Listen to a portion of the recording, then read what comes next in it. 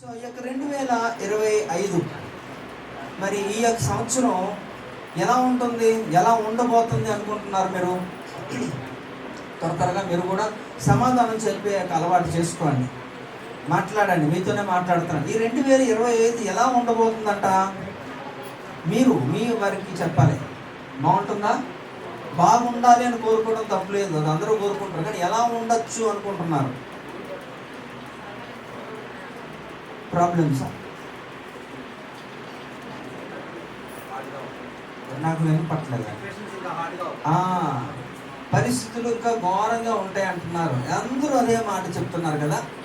So అందరూ చెప్పేది పక్కన పెడితే బైబిల్ ఏం చెప్తుందో మనం కానీ పరిశీలన చేస్తే దినములు చెడ్డవే, అంతే. దినములు చెడ్డవే, ఇక రాబోయే దినాలు ఏదన్నా కూడా అవన్నీ కూడా చెడ్డవేట. కాబట్టి సమయాన్ని మనం పోనివ్వకుండా సద్వినియోగం చేసుకోవాలని ఒక హెచ్చరిక కొన్ని సంవత్సరాల క్రిందటే మరి అపోస్తలుడు పౌలు గారు మరి తెలియజేస్తున్నారు. కనుక గడిచిన దినాలే కాస్త మంచి అనుకోవాలి. కనుక మనం వెళ్ళబోతున్నది, మనం కొత్త దినంలోకి, కొత్త సంవత్సరంలోకి మనం అడుగు పెడుతున్నప్పుడు అవేవి కూడా మనకి లాభదాయకంగా ఉండవండి. క్రీస్తులో ఉన్న వారికి మాత్రమే. హల్లెలూయా. ఎవరైతే యేసు ప్రభువులో ఉంటారో, ఎవరైతే ఆయన్ని ప్రేమిస్తారో, అందుకనే నేను కొన్ని యొక్క వచనాలు పదే పదే మీకు జ్ఞాపకం చేస్తూ ఉంటాను. దయచేసి ఎవరు మాట్లాడకండి.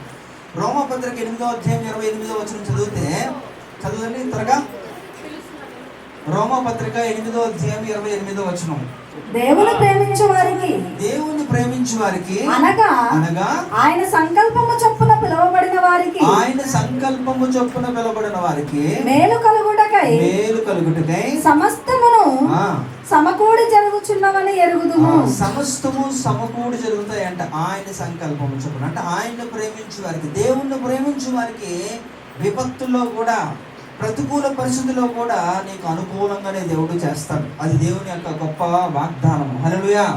కాబట్టి అట్టి వాగ్దానము ఇక్కడ ఉన్న వారందరూ కూడా పొందుకోవాలని ఒక సేవకులుగా మీకు తెలియజేస్తున్నాను. ఏంటట?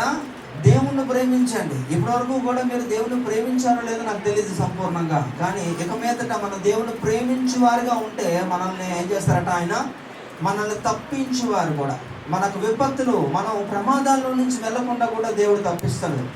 కీర్తనలు 91:14 కూడా మరి మోషే ఆ రీతిలో తెలియజేస్తున్నాడు. ఏంటంటే ఆయన ప్రేమించే వారిని ఆయన తప్పించున్నాడు. కాబట్టి మనల్ని ఆయన తప్పిస్తాడు ఎప్పుడంటే మనం ఆయన ప్రేమించినప్పుడు, ఆయన వెంబడించినప్పుడు. కనుక ఈ నూతన సంవత్సరంలోకి మనం సురక్షితంగా వచ్చేసామని సంబరపడడం కాదు, కానీ మనము చేయవలసిన బాధ్యతలు దేవుడు మనకి తెలియజేస్తున్నాడు. కనుక అవి మనం ఏం చేయాలంటే ఎప్పుడు కూడా ఆ స్పృహ కలిగే ఉండాలి. మనం ఇక్కడ వచ్చింది తాత్కాలికమే. మనం ఒక దినము ఇక్కడ ఈ యొక్క లోకాన్ని మనం విడిచి వెళ్ళిపోవాలనే స్పృహ ఎప్పుడు కూడా మనకి కలిగి ఉండాలి. ఎవరు కూడా శాశ్వతంగా ఈ భూమి మీద ఉండరండి, ఎవరు ఉండరు. ఇక్కడ అందరు కూడా వెళ్ళిపోతారు, కానీ వెళ్ళిపోయేది ఎక్కడికి వెళ్తారు అనేది పెద్ద ప్రశ్న. కనుక ఈ నూతన సంవత్సరంలో so new and is a new living way. ఒక కొత్త సంవత్సరం ఎప్పుడు కూడా ఒక క్రొత్తదనాన్నే మనకి ఇచ్చేదిలా ఉండాలి. ఉంటుంది అనట్లేదు, ఉండాలి. కానీ ఇక్కడ మీరు ఆలోచించండి. అయితే క్రొత్తదనం ఎప్పుడు దేంట్లో ఉంటుందట? క్రొత్తదనం ఎందులో ఉంటుందట అండి? క్రొత్తదనం ఎప్పుడు కూడా జీవము కలిగిన దాంట్లో నుంచే కొత్తదనం ఉంటుంది. నూతనత్వం అనేది జీవము నుంచే పుట్టుకొస్తుంది. ఏదన్నా ఒక బ్రతుకున్న దాంట్లో నుంచే కదా. ఇప్పుడు మీ ఇంటి ముందు లేదా మీ ఇంటి పెరట్లో కానీ ఏదైనా ఒక చెట్టు వేసుకున్నారనుకోండి, నాటు పెట్టుకుంటే అది పెరుగుతున్న కొలది మనం దాంట్లో ఒక ఏం గమనిస్తాము? అక్కడ చక్కగా చిగుర్లు వస్తుంది, ఆకులు వస్తాయి, ఇంకా పూలు పూస్తాయి, కాయలు కాస్తాయి, పండ్లు వస్తాయి. ఇవన్నీ కూడా అది బ్రతుకుంటున్నప్పుడు దాంట్లో మార్పులు కనిపిస్తాయి. అదే మీ ఇంట్లో ఒక ఆర్టిఫిషియల్ ఫ్లవర్ వేస్లో పెట్టుకున్నారనుకోండి, ఆర్టిఫిషియల్ ఫ్లవర్స్ ఉంటాయి కదా, అది పెట్టుకుంటే అది ఎప్పుడు కూడా అలాగే ఉంటుంది. అందులో ఎలాంటి యొక్క నూతనత్వం కనబడదు, ఎందుకంటే అది జీవము లేనిది. కనుక మీరు కూడా గమనించవలసింది ఏంటంటే జీవం అనేది జీవము నుంచే నూతనత్వం పుట్టుకొస్తుంది. కనుక మనందరము కూడా జీవించువారుగా ఉంటేనే మనలో నూతనత్వం ఉంటుంది. అయితే ఆ జీవం ఎవరిలో ఉందట? ప్రభువులో ఉంది. హల్లెలూయా. మనకు ప్రభువులో జీవం ఉంది. అందుకని ఆయన జీవ ప్రదాత, ఆరోగ్య ప్రదాత, యేసు ప్రభు వారు తెలియజేస్తున్న ఒక సత్యం ఏంటంటే, యోహాను సువార్త 14:6లో ఒక మాట ఉంది, నేనే జీవము మార్గము సత్యము కదండి. కాబట్టి ఆయనలోనే జీవం ఉంది. కాబట్టి మనం ఆయనలో ఉన్నప్పుడే మీలో జీవం ఉంటుంది. మీలో జీవం ఉన్నప్పుడే మీలో నూతనత్వాన్ని పుట్టుకొస్తుంది. హల్లెలూయా. కాబట్టి ఇది ఎప్పుడు కూడా గమనించాలి. అయితే చాలా మంది హ్యాపీ న్యూ ఇయర్ అని చెప్తా ఉంటారు. హ్యాపీ న్యూ ఇయర్ అని నేను కూడా మనందరం కూడా చెప్పుకున్నాం. మీరు కూడా ఎంతో మందికి ఫోన్ ద్వారా మరి యొక్క సందేశాన్ని తెలియజేసి ఉంటారు, మాట్లాడే ఉంటారు, తెలియజేస్తున్నారు. అయితే ఇక్కడ మీరు ఆలోచించండి, ఇక్కడ మనం హ్యాపీ న్యూ ఇయర్ అని చెప్తున్నాం కానీ ఏమన్నా మార్పు ఉందా, ఏమన్నా నూతనత్వం మనలో పుట్టుకొచ్చిందా అనేది ఒక్కసారి గ్రహించాలి. ఎందుకంటే సొలొమోను తెలియజేసిన ఒక సత్యము మీకు ఈరోజు తెలియజేస్తాను. చూడండి, ప్రసంగి గ్రంథము 1వ అధ్యాయము 9వ వచనాన్ని కానీ చదవగలిగితే అందులో ఒక మాట ఉంటుంది, మునుపు ఉండినదే ఇక ఉండబోనది, మునుపు జరిగినదే ఇక జరగబోనది, శూన్యుని క్రింద నూతనమైనది ఏదీ లేదు. ఏది లేదు అంటున్నాడు. అంటే దెర్ ఇస్ నథింగ్ న్యూ. నూతనంగా ఏమీ లేదు. ఆల్రెడీ ఎగ్జిస్టింగ్ ఏదైతే ముందు ఉన్నదో అదే ఉంది తప్ప కొత్తగా ఏమీ లేదు. కానీ మరి ఎందుకు మరి అలా చెప్తున్నారు అక్కడ? కొన్ని సందర్భాల్లో వాక్యాన్ని మనము పైన చదువుతూ ఉంటాం. దానివల్ల మనకి ఆ అంతరార్థం, ఆ లోతైన విషయములు, దేవుని ఉద్దేశములు మీకు అర్థం కావు. కనుక సరిగ్గా చదవడం నేర్చుకోండి. అప్పుడు దాంట్లో ఉన్న మర్మం మీకు అర్థమవుతుంది. తద్వారా మీ జీవితాలు నూతనత్వంలోకి వెళ్తాయి. హల్లెలూయా.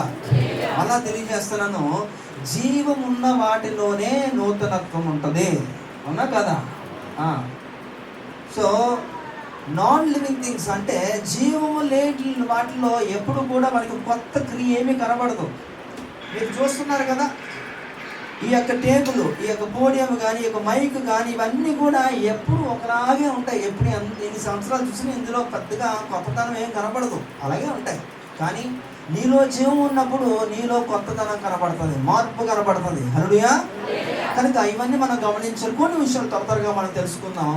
మరి యెహోషువ రాసిన గ్రంథంలో 5వ అధ్యాయంలో, యెహోషువ గ్రంథము 5వ అధ్యాయము 7 నుంచి 15 వచనాల్లో ఉంటున్న కొన్ని విషయాలు త్వరగా మనం అందులోని దాగి ఉన్న సత్యాలు మనం తెలుసుకోవడానికి మరి పరిశుద్ధాత్మల ప్రాణం ద్వారా మనం ముందుకు వెళ్దాం. ఆయన వారికి ప్రతిగా పుట్టించిన వారి కుమారులు సున్నతి పొంది ఉండలేదు గనుక వారికి సున్నతి చేయించెను. ఏలయనగా మార్గమున వారికి సున్నతి జరగలేదు. కాబట్టి ఆ సమస్త జనము సున్నతి పొందుట తీరిన తరువాత తాము బాగుపడ వరకు పాలెములోని తమ చోట్ల నిలిచిరి. అప్పుడు యెహోవా, నేడు నేను ఐగుప్తు అవమానము నీ మీద నుండకుండా దొరలించి వేసి ఉన్నానని యెహోషువతో ననెను. అందుచేత నేటి వరకు ఆ చోటికి గిల్గాల్ అని పేరు. కనుక ఇక్కడ మనం ఆలోచిద్దాం. ఇక్కడ సో వారందరి ఆశ ఏంటంటే ఐగుప్తు నుంచి వారు విడిపించబడ్డారు, మోషే ద్వారా నడిపించబడ్డారు. ఆ తర్వాత మోషే అనంతరము ఎవరట? యెహోషువ అనే ఒక గొప్ప నాయకుడు నాయకత్వంలో ఒక ఆధ్వర్యంలో వారందరూ కూడా మరి కానాన్లోకి వెళ్ళాలి అనేది ఒక సంకల్పం, ఒక దృఢమైన ఒక విషయం. సో అలాంటి సందర్భంలో అయితే వారందరూ కూడా వెళ్ళడానికి ఇష్టపడుతున్నారు. కానీ దేవుడు మాత్రం ఒక ఆంక్ష పెట్టాడు. ఏంటో తెలుసా? 5లో మరి ఒక రూల్ ఉంది కదా, దేవుని బిడ్డలుగా చలామణి అవ్వాలంటే, అధికారం పూర్వకంగా వారు దేవుని బిడ్డలు అనిపించుకోవాలంటే దేవుడు పెట్టిన ఒక నియమాన్ని వారందరూ కూడా పాటించాలి. అయితే అది పాటించలేదు. ఎందుకు పాటించలేదు అనేసి అంటే, అరణ్య మార్గంలో 40 సంవత్సరాలు వారందరూ కూడా ప్రయాణం చేస్తూనే ఉన్నారు కదా. అందు నిమిత్తము వారి ప్రయాణ మార్గంలో దేవుడు పెట్టిన నియమాన్ని వారు మరచిపోయారు, వారు చేయలేదు. అందుకే దేవుడు చేస్తున్నాడు. చూడండి, మీ బిడ్డలు అంటున్నప్పుడు మీకు హక్కు ఉంటుంది, బిడ్డలకి కూడా హక్కు ఉంటుంది తల్లిదండ్రుల మీద. వారి మధ్యలో ఉన్నాక సంబంధం అలాంటిది కనుక. అలాగే దేవుడు ఉన్నాడు అంటున్నప్పుడు దేవుని బిడ్డలుగా మనం అందరం కూడా చలామణి అవ్వాలి, ఆయన మనం అడగాలి, ఆయన మనకి ఇవ్వాలి అనేసి అంటే ఆ మధ్యలో ఏముండాలట? సంబంధం ఉండాలి, ఆ హక్కు ఉండాలి. మనకి ఏముండాలట? అలాంటి హక్కు ఉండాలి. అలా హక్కు ఎప్పుడు ఉంటుందంటే దేవుడు చెప్పిన మాటలకు లోబడినప్పుడే మనకు ఉంటుంది. సో దేవుడు పెట్టిన నియమం ఏంటంటే ఇక్కడ చూడండి, ఆయన వారికి ప్రతిగా పుట్టించిన వారి కుమారులు సున్నతి పొంది ఉండలేదు కనుక వారికి సున్నతి చేయించను, అనగా మార్గమున వారికి సున్నతి జరగలేదు. అంటే ఇక్కడ సున్నతి అనేది చాలా ప్రాముఖ్యమైన అంశంగా దేవుడు వారికి నేర్పించాడు. ఎవరైతే సున్నతి పొందుతారో వారు దేవుని యొక్క బిడలగా ప్రత్యేకపరచబడతారు అనేది దేవుని యొక్క నియమం.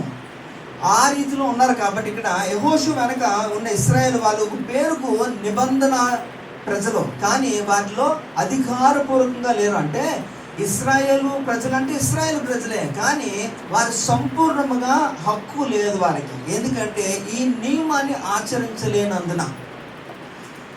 సో ఎప్పుడైతే చూడండి, ఇప్పుడు మీరు కూడా చదువుకున్న పిల్లలు కానీ ఇప్పుడు కూడా చూడండి, మనకు డీటెయిల్స్ అన్నీ కూడా ఇప్పుడు బ్యాంకులో కానీ లేకపోతే ఇతర సెక్టర్స్లో కూడా మీరు గమనిస్తే కొన్ని సందర్భాల్లో మనవి యాక్టివేషన్లో ఉండవు. కారణం ఏంటంటే మీరు బ్రతుకున్నారో లేదో తెలియాలంటే ఏంటంటే సంవత్సరంకి ఒకసారో 2 సంవత్సరాలకు ఒకసారి ఏం చేయాలట, మీ ఈకేవైసీ అంటారు.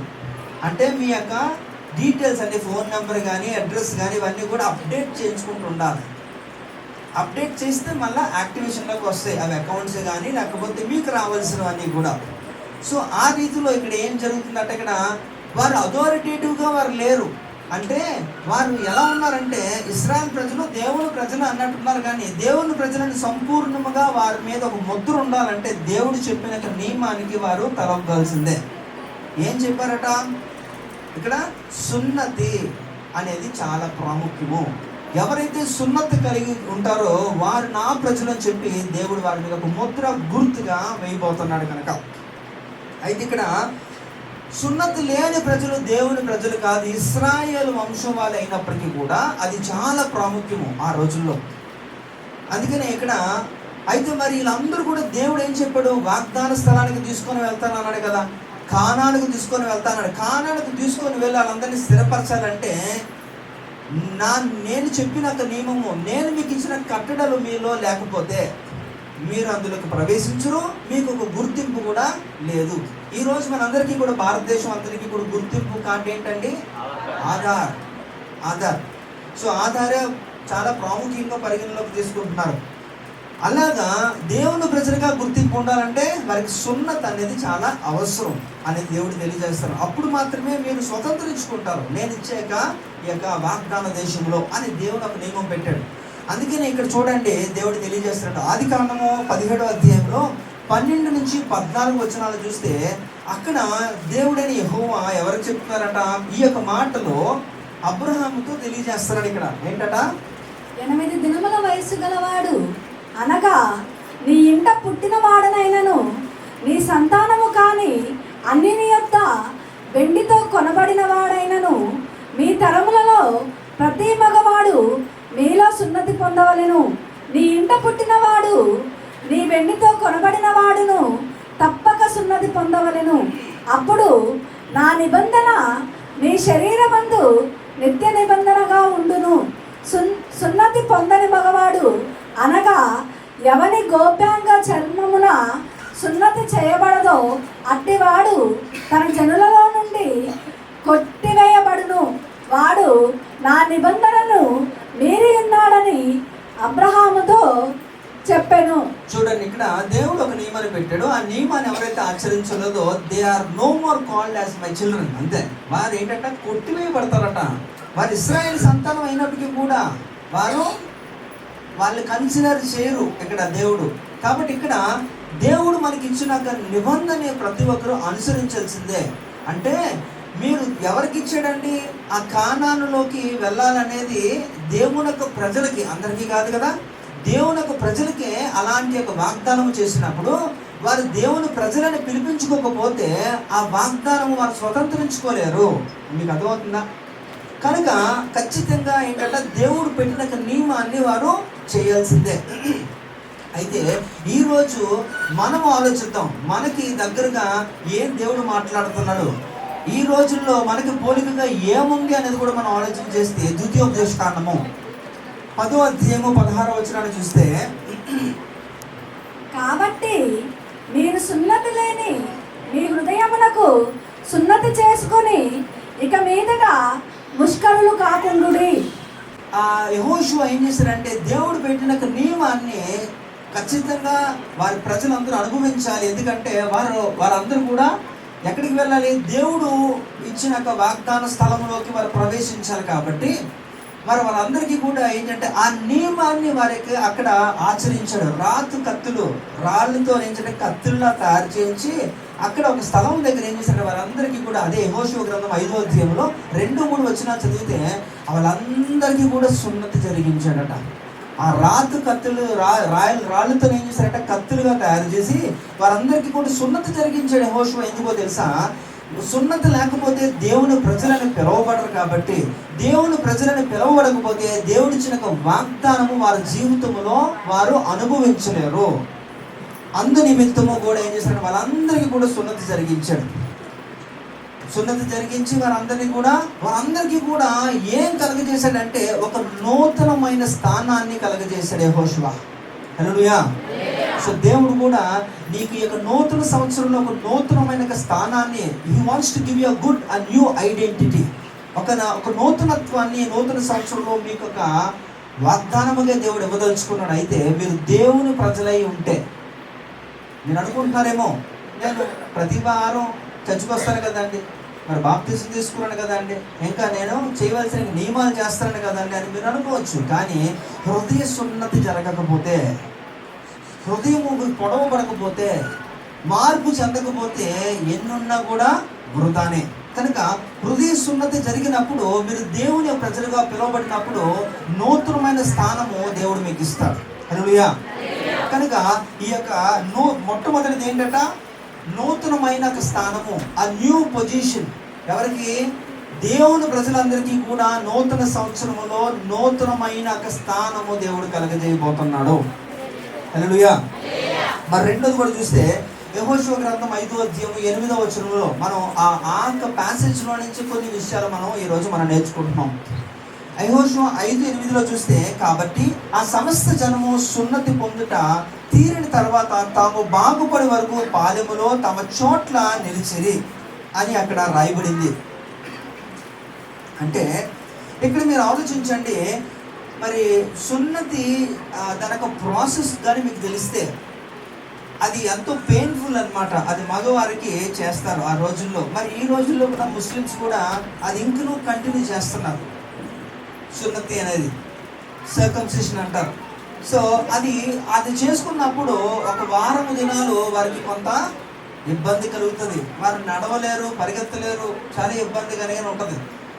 అయితే ఇదెందుకు ఇక్కడ తెలియజేస్తున్నాడంటే 5:8లో మనం చూస్తే, కాబట్టి ఆ సమస్త జనము సున్నతి పొందుట తీరిన తర్వాత తాము బాగుపడి వరకు పాలెములోనే తన చోట్ల, అంటే వారు స్వస్థ పొంది వారికి బాగైపోయిన వరకు కూడా. ఇప్పుడు మీకు ఏదైనా ఒక చిన్న సర్జరీ జరిగింది అనుకోండి, ఏం చేస్తారు? సర్జరీ అయిపోగానే ఇలాగ డాక్టర్ కుట్లేసిన వెంటనే మీరు నడిచేస్తారా, వెళ్ళిపోతారా, ఎక్కడికన్నా వెళ్ళరు.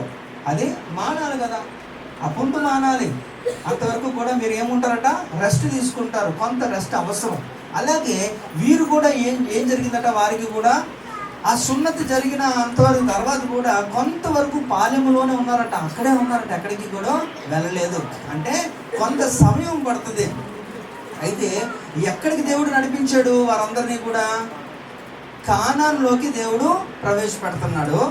మరి కానాన్లోకి వెళ్ళారు. అది అంత సున్నతి జరిగిన తర్వాత వారి కానాన్లో ఉన్నప్పటికీ కూడా ఇక్కడ మీరు అంటే ఈ యొక్క విషయాలన్నీ మీరు అవగాహన ఉండాలంటే, మీకు కొంత మట్టుకు అవగాహన ఉండాలంటే చరిత్ర గురించి, లేకపోతే బైబిల్ రెగ్యులర్గా చదివితే అందులో విషయాలు అర్థమవుతుంది. ప్రతిదీ కూడా ఇక్కడ కోసుకొచ్చినట్టు చెప్పాలంటే మన సమయం సరిపోదు.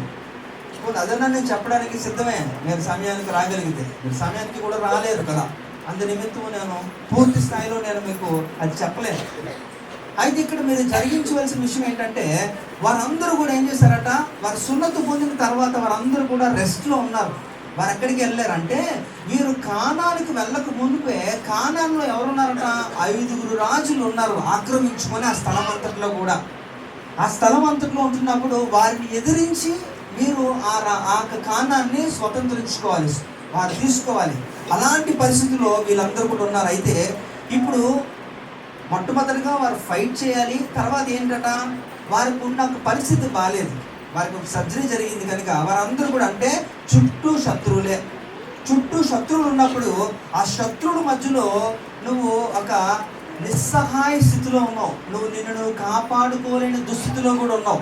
మేబీ నువ్వు ఆరోగ్యవంతుడిగా ఉండి బాగా ఉండి బలం ఉంటే శత్రువుల మధ్యలో ఉన్నా సరే చిన్న అవకాశం ఉంటుంది కదండి. మీరు వాళ్ళతో ఫైట్ చేసి మీరు వెళ్ళిపోవడానికి, గెలవడానికన్నా పారిపోవడానికన్నా కనీసం. కానీ వారున్న స్థితి ఏంటట,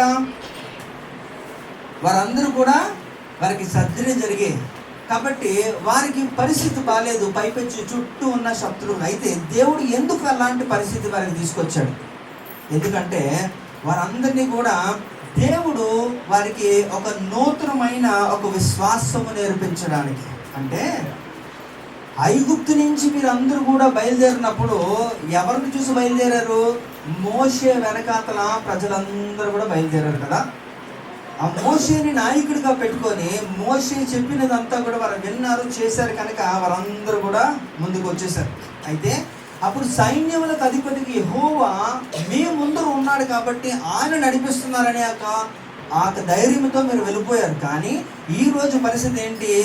ఈ పాలెంలో మీరందరూ కూడా ఏం చేశారంటే, మీ అందరికీ కూడా సున్నతి జరిగించినందున చుట్టూ శత్రువులు, సున్నతి జరిగినప్పుడు మీరు రెస్ట్లో ఉన్నారంటే ఇలాంటి సమయంలో ఎవరన్నా సరే వచ్చి మిమ్మల్ని అటాక్ చేసి చంపచ్చు.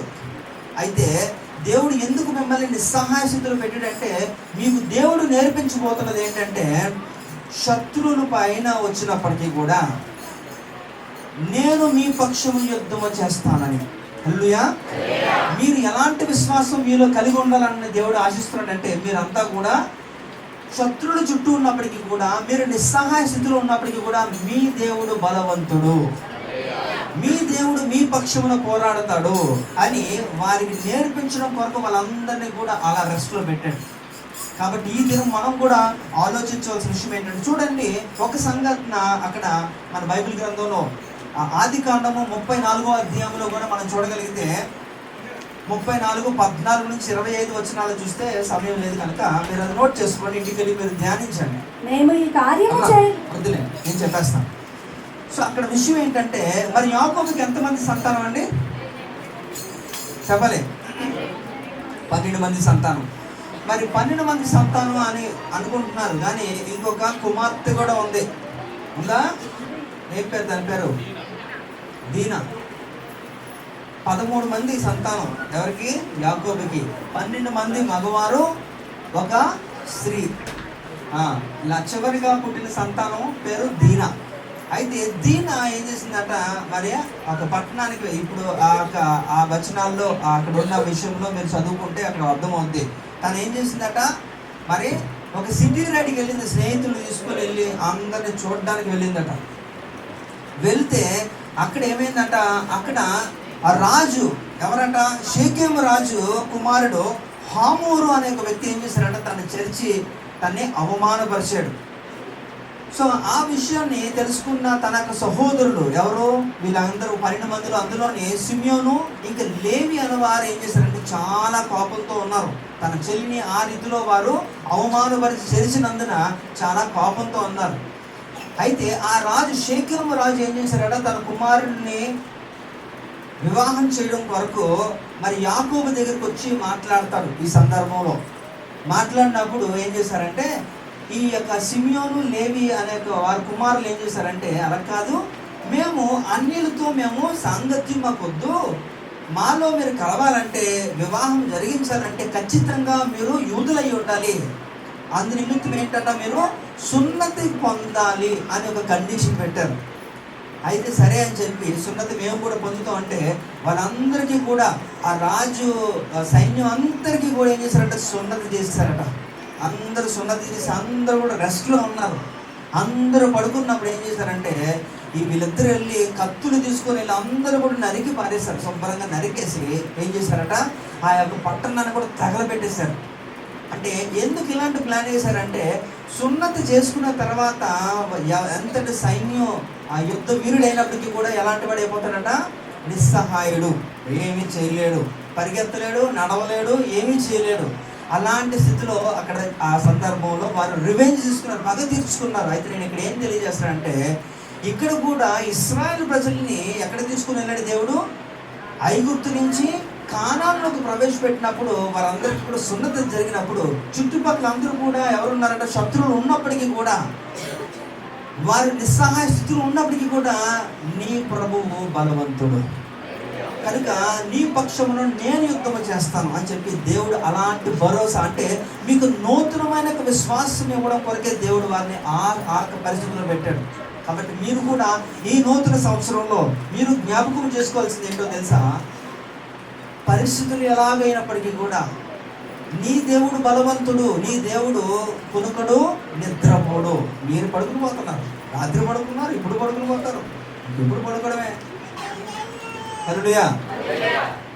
కనుక అలాంటి నూతనమైన విశ్వాసము దేవుడు నేర్పించుటకు వారందరినీ కూడా ఏం చేశారంట?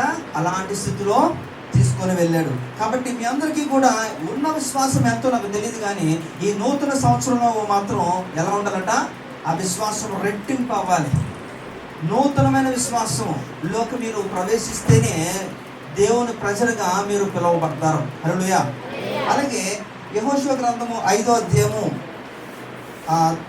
9 కూడా చూస్తే, అప్పుడు యెహోవా, నేడు నేను ఐగుప్తు అవమానము మీద అవమానము మీ మీద నుండకుండా దొరలించి వేసి ఉన్నానని యెహోషువతో అనెను. ఇక్కడ చూడండి, మొదటి దాంట్లో మనం చూసాం నూతనమైన ఒక స్థానాన్ని దేవుడు ఇచ్చాడు. ఎందుకంటే తన ప్రజలకి ఒక స్థానము దేవుడు ఒక ఐడెంటిటీ క్రియేట్ చేయాలి, లేకపోతే వారి జీవితంలో దేవుని యొక్క కార్యాలు నెలవో జరగవు. రెండోది ఏంటంటే ఒక నూతనమైన ఒక విశ్వాసంలోకి వారిని ప్రవేశపెట్టాడు. అయితే విశ్వాసం ఎలా వస్తుందండి? రోమపత్రిక 10వ అధ్యాయము 17వ వచనంలో, వినుట వలన విశ్వాసము, అది ఎవరి గురించట? అది క్రీస్తుని గురించి మాట. హల్లెలూయా. మీరు చాలా మంది మాటలు వింటూ ఉంటారు. ఈ మధ్యకాలంలో ఈ సోషల్ మీడియాలో ఎక్కువ చూస్తే ఈ యొక్క మోటివేటర్స్ ఎక్కువ అయిపోయారు. బిలీవ్ ఇన్ యువర్ సెల్ఫ్, ఎవరిని నమ్మద్దు, మిమ్మల్ని మీరు నమ్మండి, ఇలాంటివి చాలా ఎక్కువ మాటలు మాట్లాడుతూనే ఉంటారు. అయితే నేను చెప్తున్నాను, ఇక్కడ వినుట వలన విశ్వాసం అంటే క్రీస్తుని గురించి మాట్లాడితే విశ్వాసం వస్తుంది తప్ప ఇంకెవరో గురించి మనం వినడం వల్ల మనకేమీ రాదు. ఆ టైంలో మాత్రమే నువ్వు ఉజ్జీవించబడతావేమో. You might be revival only that particular time, అంతేగాని శాశ్వత కాలంలో ఫ్యూచర్లో నీకు ఎలాంటి యొక్క మార్పు ఉండదు. అది దేవుని గురించి వింటున్నప్పుడు మాత్రమే నీలో విశ్వాసము ఉప్పొంగుతుంది. హల్లెలూయా. కనుక ఈ మూడోది చూస్తే, ఈ యొక్క యెహోషువ 5:9 చూస్తే, అప్పుడు యెహోవా, నేడు నేను ఐగుప్తు అవమానము మీ మీద ఉండకుండా దొరలించి వేసి ఉన్నాను యెహోషువతో అనెను. అందుచేత నేటి వరకు ఆ చోటికి గిల్గాలు అని పేరు. అంటే వీరందరూ కూడా, ఇశ్రాయేల్ ప్రజలందరూ కూడా ఐగుప్తులో ఉంటున్నప్పుడు వారు ఎంతో అవమానింపబడ్డారు. They were humiliated. చాలా వారి నిందలు, అవమానాలు ఎన్నో భరించారు. ఎన్ని సంవత్సరాలు అంటే 430 సంవత్సరాలు. It's not a joke. ఎవరన్నా సరే మిమ్మల్ని ఒక మాట అంటేనే మీకు కోపం వస్తుంది. సో అలా ప్రతిదినము రోజు మిమ్మల్ని అలా ఇబ్బంది పెడుతున్నారంటే ఎలా ఉంటుంది? మీకు చాలా బాధగా ఉంటుంది కదా. మరి ఒకసారి ఆలోచించండి, ఇశ్రాయేల్ ప్రజలంట అన్ని సంవత్సరాలు మరి వారి బానిసత్వంలో ఉంటూ ప్రతి దినము కూడా వారు అవమానించబడ్డారట. అయితే అదంతటినీ కూడా ఏం చేస్తారంటే దేవుడు, he wants to wipe it, అన్నింటినీ కూడా ఒక్కసారి ఏం చేస్తారంట, దాన్ని తొలగించాలనుకుంటున్నట్ట. ఏమి ఇవ్వాలనుకుంటున్నంటే నూతన సంవత్సరంలో నూతనమైన గౌరవాన్ని నీకు ఇవ్వాలనుకుంటున్నాడు. హల్లెలూయా. సో అందరూ కూడా అడిగారు అనుకోండి, మీరు ఎలా ఉండాలనుకుంటున్నారంటే సాధారణంగా మీరు కోరుకున్నది మీ యొక్క మనసులో ఉన్న మాట ఇదే కదండి. సమాజంలో ఎలా ఉంటారంటే నేను గౌరవంగా బ్రతకాలండి అంటారా? అల్లరి చిల్లరగా ఉండాలని ఎవరు కోరుకుంటారు? ఎవరికి ఇష్టం ఉండదు. అందరూ కూడా గౌరవప్రదంగా బ్రతకాలనేదే ఒక ఉద్దేశం, మంచిది. అయితే ఆ అవమానాన్ని దేవుడు తీసివేసి ఈ నూతన సంవత్సరంలో దేవుడు మీకు ఒక నూతనమైన క్రొత్త గౌరవాన్ని మీకు ఇవ్వాలనుకుంటున్నాడు. ఎందుకంటే నా ప్రభువుకి ఏముందట? హీ హ్యాస్ సెల్ఫ్ రెస్పెక్ట్ ఉంది, ఆత్మాభిమానం ఉంది. అది మీకు కూడా ఉండాలి. సో మీరు ఎప్పుడు కూడా ఇతరుల చేత అవమానించబడి, నిందించబడి ఈ రీతిలో ఉండడం దేవునికి ఇష్టం లేదు. మరి ఇప్పటి వరకు కూడా మీరు అలాంటి పరిస్థితులు ఉన్నారేమో నాకు తెలియదు. కానీ నా దేవుడు నీకు ఇచ్చిన నాకు వాగ్దానం ఏంటంటే, ఈ నూతన సంవత్సరంలో నూతనమైన గౌరవం నీకు లభించును గాక. హల్లెలూయా. కాబట్టి దేవుడు అది తెలియజేస్తున్నాడు. అందుకే చూడండి ఇక్కడ అది వారందరికీ కూడా ఆ స్థలానికి మార్పు జరిగిందట. ఏం పేరు పెట్టారట? ఆ చోటికి గిల్గాలు అని పేరు పెట్టేశారట. అక్కడ మారిపోయింది, నీ పరిస్థితి మారిపోయింది అక్కడ. చూడండి, రోమపత్రిక 6వ అధ్యాయంలో 21, 22 వచనాలు కూడా చదివితే, రోమపత్రిక 6, 21, 22.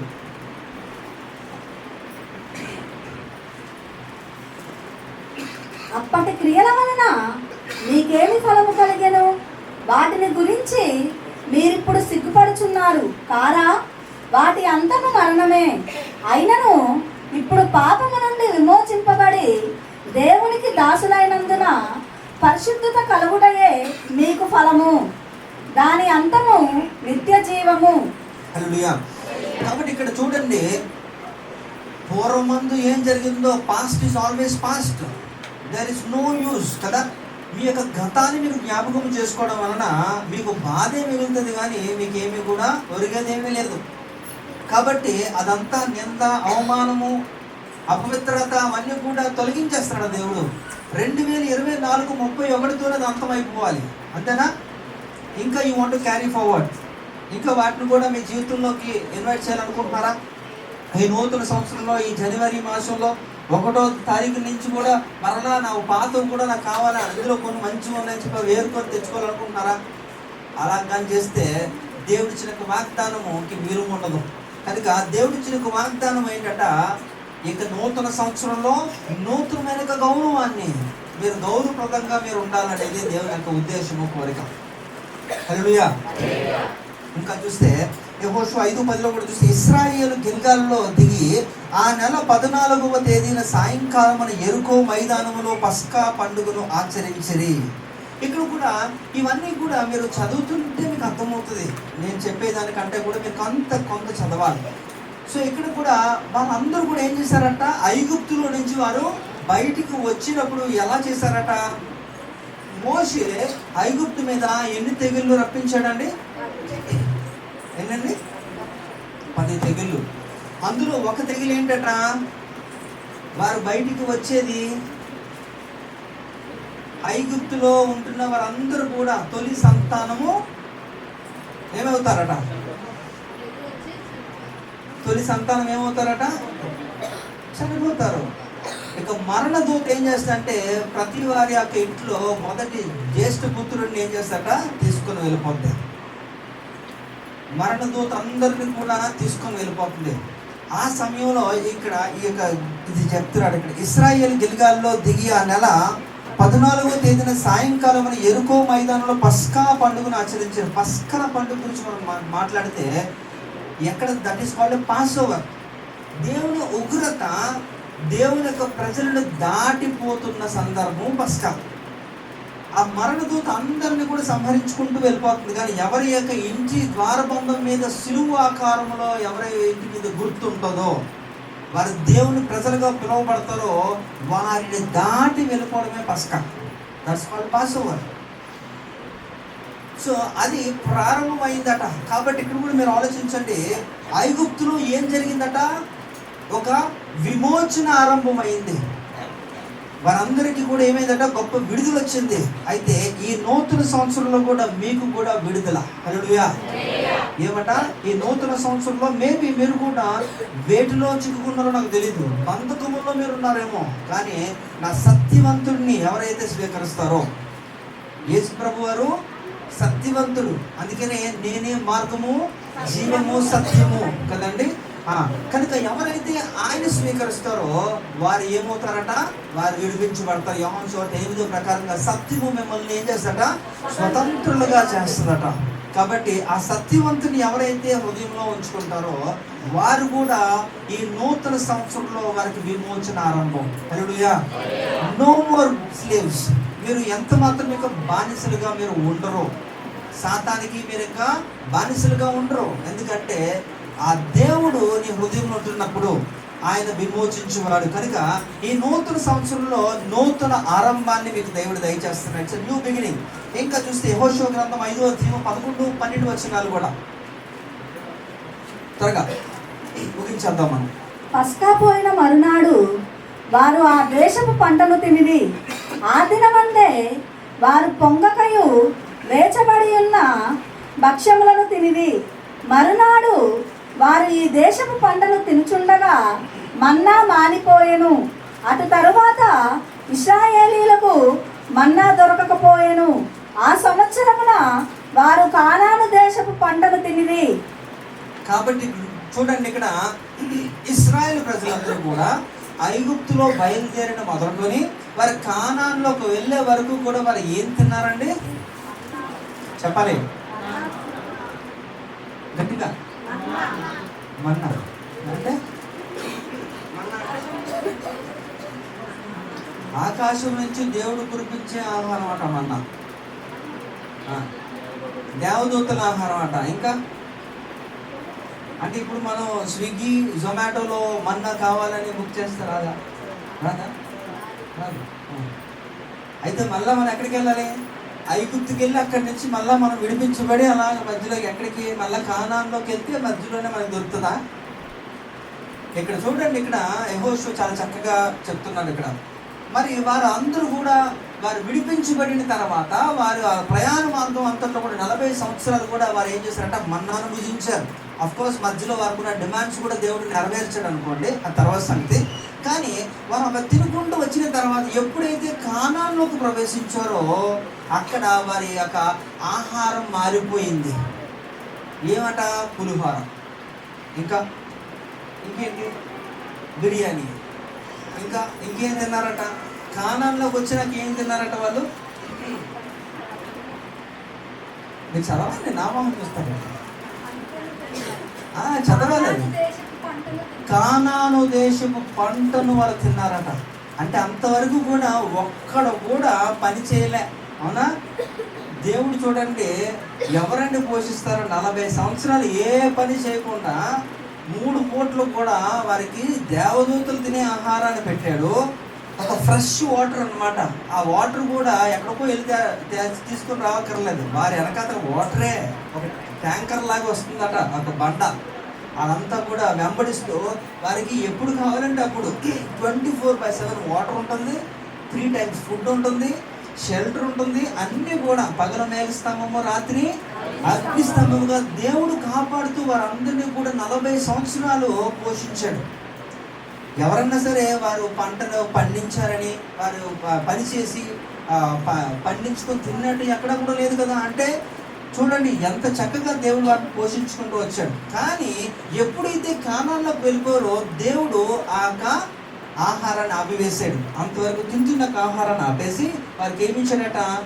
వారికి పంట వేసుకున్నారు. ఆ నూతనంగా వారి పంటను కోసుకొని తిన్నారు. అంటే ఎక్కడ మీరు ఈ యొక్క వ్యత్యాసాన్ని మీరు గమనించారు. ఏముందండి, అక్కడ తింటున్నారు, ఇక్కడ తింటున్నారు, అంతేనా? అందులో ఏ పాయింట్ లేదంటారా? తిండి బాగునే. అక్కడ మన్నా తిన్నారు, ఇక్కడ వాళ్ళు పండించుకున్న పంటను తింటున్నారు, అంతేనా? అందులో పెద్దగా మనకి ఏమి తేడా లేదంటారా? ఏంటో ఏంటట తేడా? చెప్పు, నా గట్టి చెప్పు. మీరు మాట్లాడితే నేను ముగించేస్తాను అంతే.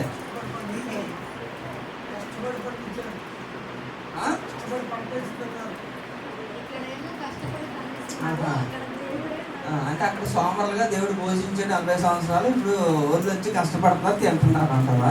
అంతేనా? అంతేగాని అందులో నాకు ఆత్మీయ సత్యం ఇప్పటికీ గ్రహించలేకపోతున్నారు. అదే విచారకం.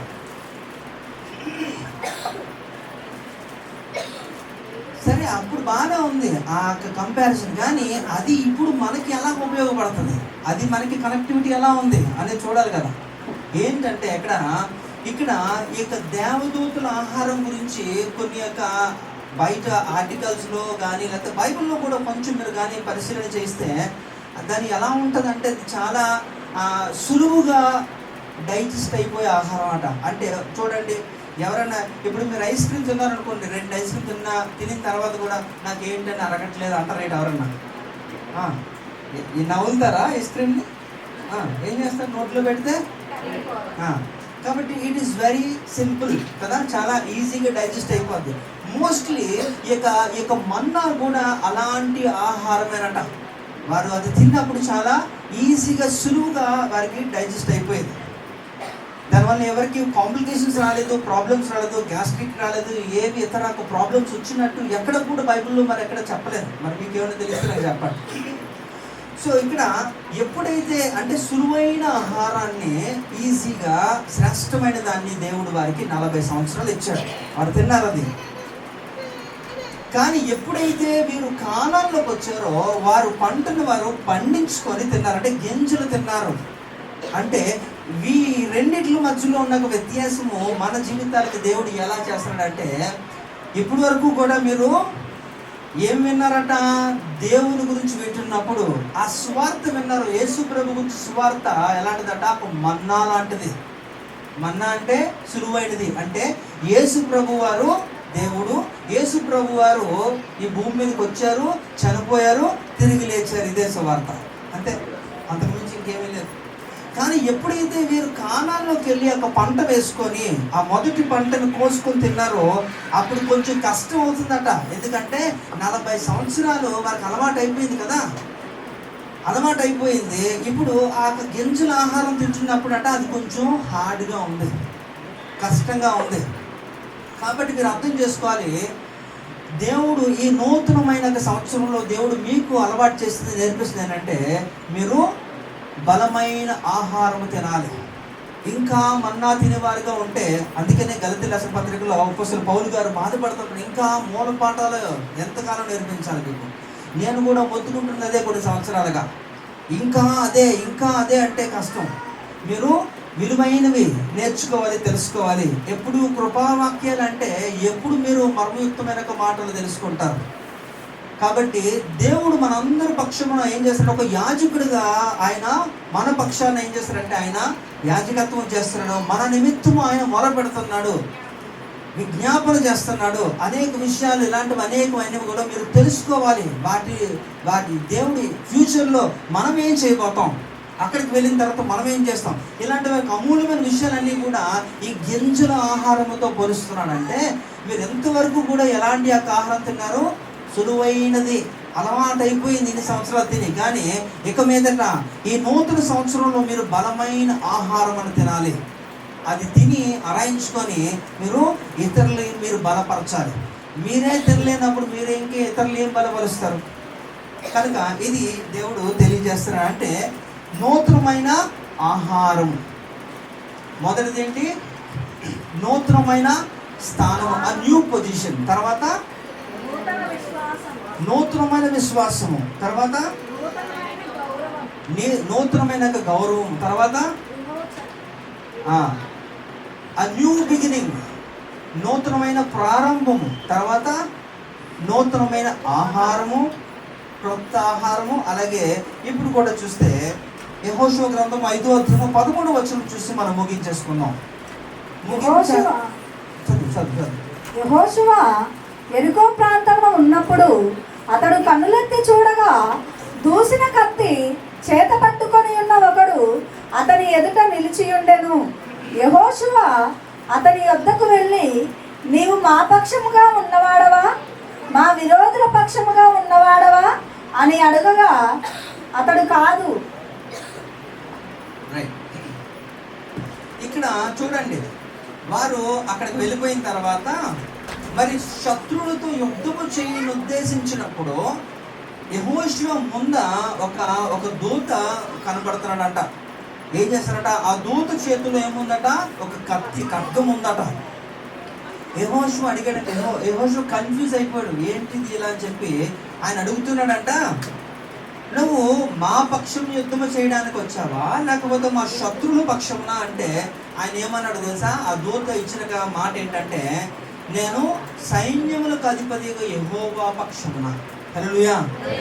అంటే ఇక్కడ దేవుడు మనకి నేర్పించబోతున్న పాఠం ఏంటంటే, ఇశ్రాయేలు దేశంలో ఇశ్రాయేలు ప్రజలందరూ కూడా ఐగుప్తు నుంచి వారు విమోచించబడినప్పుడు వారందరూ కూడా ఎవరి నాయకత్వంలో వెళ్ళారు? అంతా కూడా మోషే. మరి మోషే అనంతరం ఎవరిని వారు అనుసరించారు? యెహోషువ కదా.